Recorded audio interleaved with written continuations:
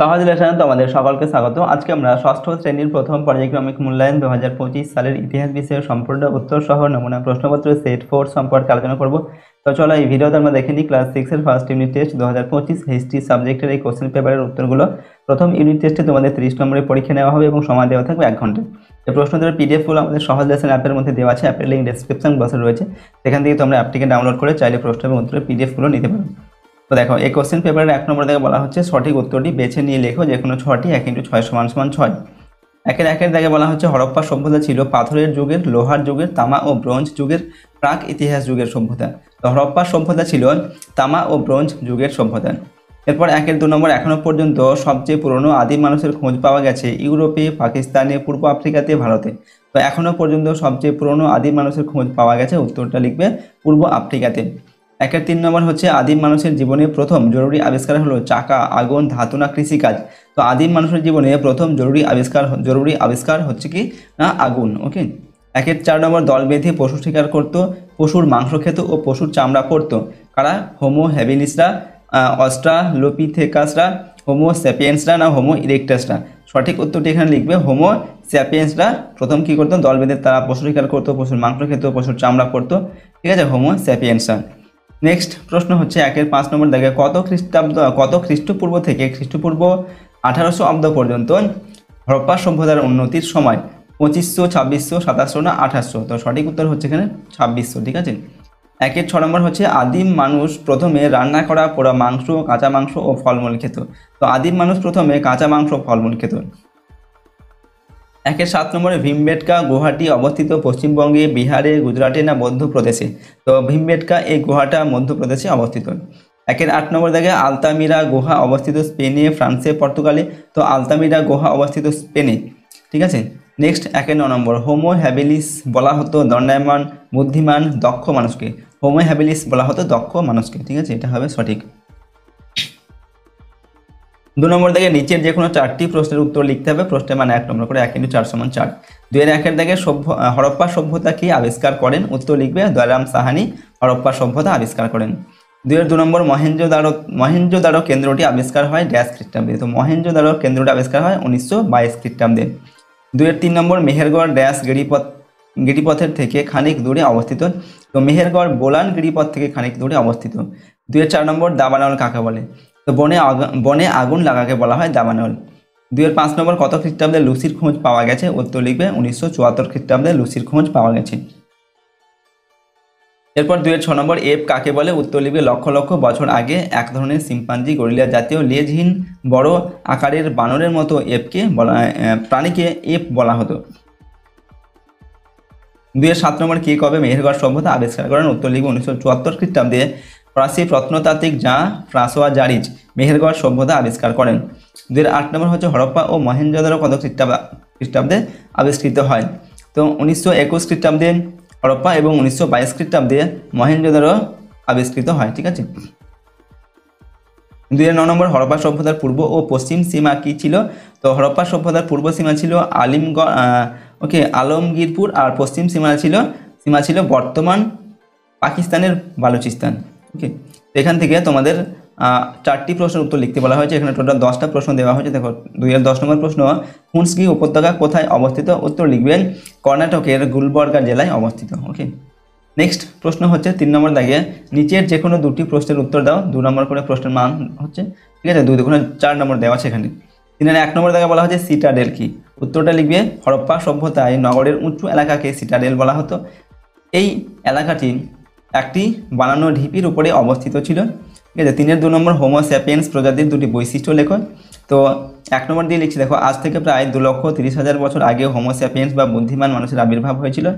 2 নম্বর বৈশিষ্ট্য এই শ্রেণীর মানুষ দল বেঁধে নানা পশু শিকার করত এবং প্রয়োজনে আগুন ব্যবহার করত। এরা পশুর মাংস পুড়িয়ে খেত। এই শ্রেণীর মানুষরা পোশাক রূপে পশুর চামড়া পরত।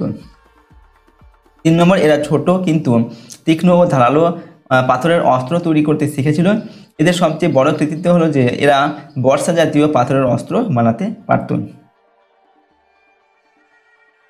3 নম্বর হচ্ছে লুসি কি, তো 1974 খ্রিস্টাব্দে প্রায় 32 লক্ষ বছর আগের একটি ছোট মেয়ের কঙ্কালের কিছু অংশ আফ্রিকার ইথিওপিয়ার হাদার নামক স্থানে খুঁজে পাওয়া যায়, এর নাম দেওয়া হয়েছিল লুসি। 3-4 নম্বর, হরপ্পা সভ্যতার লিপি কেমন ছিল? হরপ্পা সভ্যতার লিপিতে 375 থেকে 400টির মতো চিহ্ন ব্যবহৃত হতো। এটি একটি সাংকেতিক লিপি। লিপিগুলি ডান দিক থেকে বাম দিকে লেখা হতো। লিপিতে ছোট চিহ্নগুলি সংখ্যা বোঝাতে ব্যবহৃত হতো। হরপ্পা লিপির সঙ্গে দ্রাবিড় ভাষার মিল পাওয়া যায়। ঋগ্বেদ এর ভাষাতেও এর প্রভাব দেখা যায়। ওকে, তো পরের প্রশ্ন হচ্ছে দেখো 3-5 নম্বর দেখে টরো সম্পর্কে লেখো। এখানে উত্তর লিখবে ইউরোপের স্পেনে একটি পাহাড়ি এলাকা হলো আলতামিরা। সেখানে কয়েকটি প্রাচীন গুহার খোঁজ পাওয়া যায়। এক প্রত্নতাত্ত্বিক তার ছোট মেয়েকে নিয়ে গুহাগুলি দেখতে গিয়েছিল। তার হাতে একটা আলো ছিল। হঠাৎ ছোট্ট মেয়েটি চিৎকার করে উঠল, ট্যারো অর্থাৎ ষাঁড়। দেখা গেল গুহার ছাদে বিশাল বড় একটা ষাঁড়ের ছবি। এটি প্রায় 50 থেকে 30,000 বছর আগেকার গুহাবাসী মানুষের আঁকা একটি ছবি। তো এই হচ্ছে ট্যারো সম্পর্কে আমরা লিখলাম। 3-6 নম্বর হচ্ছে টিকা লিখতে বলা হচ্ছে হুঁসগি উপত্যকা সম্পর্কে। এখানে লিখবে দেখো কর্ণাটকের গুলবর্গা জেলার উত্তর পশ্চিমে হুঁসগি উপত্যকা অবস্থিত। এখানকার ইসলামপুর গ্রামের পাশ দিয়ে বয়ে গেছে কাতরা হাল্লা খাল। ওকে, 1983 সালে মাটি খুঁড়ে সেখানে পুরনো পাথরের যুগের হাতিয়ার মিলেছে। এইগুলি আজ থেকে প্রায় 5 থেকে 6 লক্ষ বছর আগেকার। হাতিয়ারগুলি বেশিরভাগই হাতকুড়ুল, ছোড়া, চাঁচুনি জাতীয়, ঠিক আছে, এই ধরনের হাতিয়ার ছিল। এরপরের প্রশ্ন 3-7 নম্বর দেখে আদিম মানুষের জীবন কেমন ছিল। এখানে উত্তর লিখবে আদিম মানুষরা চাষবাস জানতো না। তারা পশু শিকার করে কাঁচা মাংস ও ফলমূল খেয়ে জীবন ধারণ করত। ক্রমে তারা পশুপালন শেখে। তাই নিজেদের খাবার ও পালিত পশুর খাদ্যের সন্ধানে এক স্থান থেকে অন্য স্থানে ঘুরে বেড়াতো। এজন্যই আদিম মানুষ যাযাবর জীবনযাপন করত। নেক্সট হচ্ছে পরের প্রশ্ন দেখো, আমরা দেখো 4 নম্বর দেখে প্রশ্ন। নিচের যে কোনো 2টি প্রশ্নের উত্তর এখান থেকে লিখতে হবে। প্রশ্নের মান 3 নম্বর এখানে, ঠিক আছে, 3 দুগুণে 6 নম্বর। তো এখানে 4-1 প্রশ্ন, মহেঞ্জোদারোর স্নানাগার সম্পর্কে কি জানা যায়? উত্তরটা লিখবে স্নানাগার হলো স্নান করার জায়গা। এমনই একটি স্নানাগারের খোঁজ পাওয়া গেছে মহেঞ্জোদারোতে। মহেঞ্জোদারোর স্নানাগারটির আয়তন ছিল লম্বায় 180 ফুট, চওড়ায় 108 ফুট এবং উচ্চতায় 8 ফুট। স্নানাগারের চারপাশে সিঁড়ি ছিল। স্নানাগারটি ছিল আয়তাকার। এর মাঝামাঝি অংশে একটি বড় জলাশয় ছিল। জলাশয়টিতে অতিরিক্ত জল বার করা এবং জল ঢোকানোর ব্যবস্থা ছিল এবং জল পরিষ্কার করার ব্যবস্থাও ছিল। পরের প্রশ্ন 4-2 নম্বর, টিকা লিখতে বলা হচ্ছে হোমো ইরেক্টাস সম্পর্কে।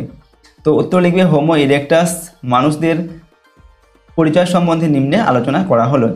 দেখো 1 নম্বর হচ্ছে আনুমানিক খ্রিস্টপূর্ব 20 লক্ষ থেকে 3,50,000 বছর আগে হোমো ইরেক্টাস বা দণ্ডায়মান মানুষের উদ্ভব ঘটে।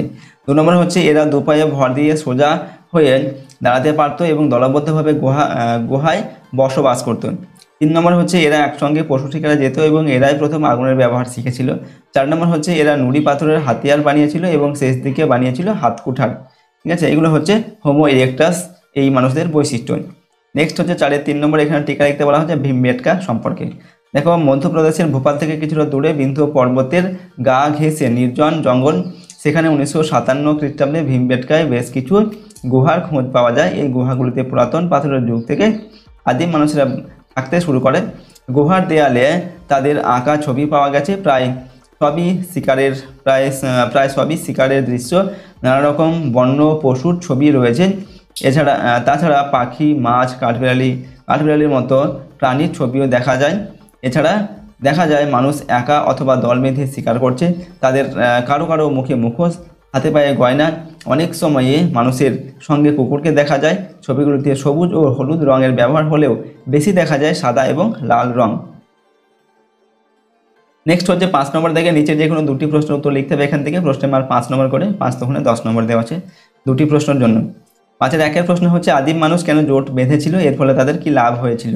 তো আদিম মানুষ নানা কারণে জোট বেঁধে থাকতো। 1 নম্বর হচ্ছে তাদের পশু শিকারের কাজ সহজ হতো। 2 নম্বর হিংস্র জীবজন্তুর আক্রমণের হাত থেকে তারা নিজেদের রক্ষা করতে পারতো। 3 নম্বর জোট বেঁধে থাকার ফলে আদিম মানুষের খাদ্য সংগ্রহ করা সহজ হয়। ঠিক আছে, জোট বেঁধে থাকার ফল কি হয়েছিল?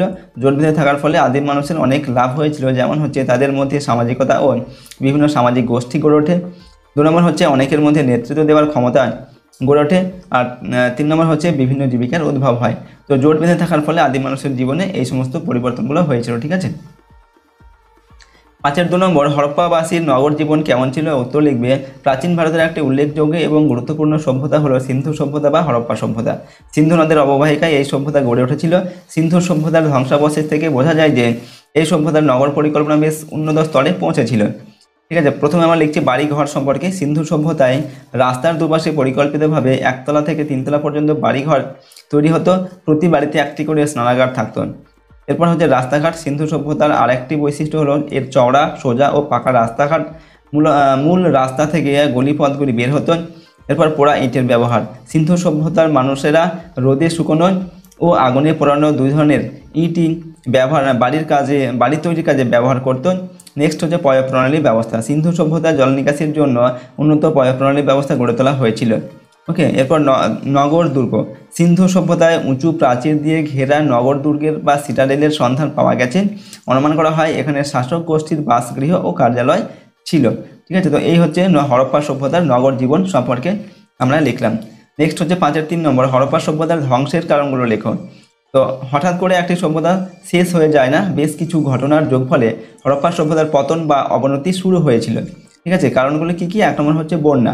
মহেঞ্জোদারো নগরে বিরাট পাঁচিলের গায়ে কাদার চিহ্ন মিলেছে। মনে করা হয় বন্যার ফলে সম্ভবত এই কাদা জমেছিল। সিন্ধু নদের এই বন্যায় মহেঞ্জোদারোর ক্ষতি হয়েছিল। ঠিক আছে, 2 নম্বর হচ্ছে বৃষ্টিপাত কমে যাওয়া। এশিয়া মহাদেশের অনেক জায়গাতেই বৃষ্টিপাত কমতে থাকে খ্রিস্টপূর্ব 2200 অব্দ নাগাদ থেকে। ফলে এই সভ্যতার সমগ্র অঞ্চল জুড়ে শুষ্ক জলবায়ু দেখা যায়। শুষ্ক জলবায়ুর কারণে কৃষিকাজ সমস্যার মুখে পড়ে। তাছাড়া বাড়ি তৈরির ইট পোড়ানোর জন্য চুল্লির জ্বালানি রূপে কাঠ ব্যবহার করা হতো। ওকে, গাছ কেটে এই কাঠের যোগান দেওয়া হতো। ব্যাপকভাবে গাছ কেটে নেওয়ার ফলে বৃষ্টিপাতের পরিমাণ কমে যায়।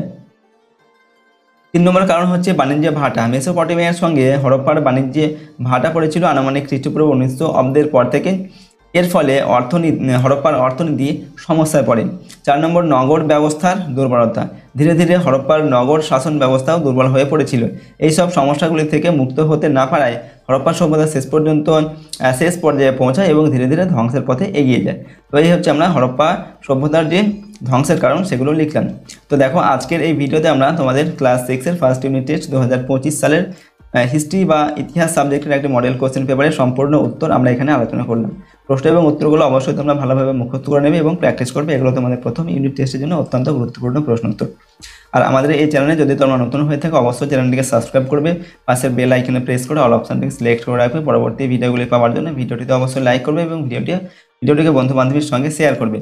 আর এই প্রশ্ন উত্তরের পিডিএফগুলো আমাদের সহজ লেসন অ্যাপের মধ্যে দেওয়া থাকবে। অ্যাপের লিঙ্ক ডেসক্রিপশন বক্সে রয়েছে, সেখান থেকে তোমরা অ্যাপটিকে ডাউনলোড করে চাইলে প্রশ্ন এবং উত্তরের পিডিএফগুলো নিতে পারো। তো আজকের এই ভিডিওটিকে আমরা এখানে শেষ করছি। সম্পূর্ণ ভিডিওটি দেখার জন্য অসংখ্য ধন্যবাদ।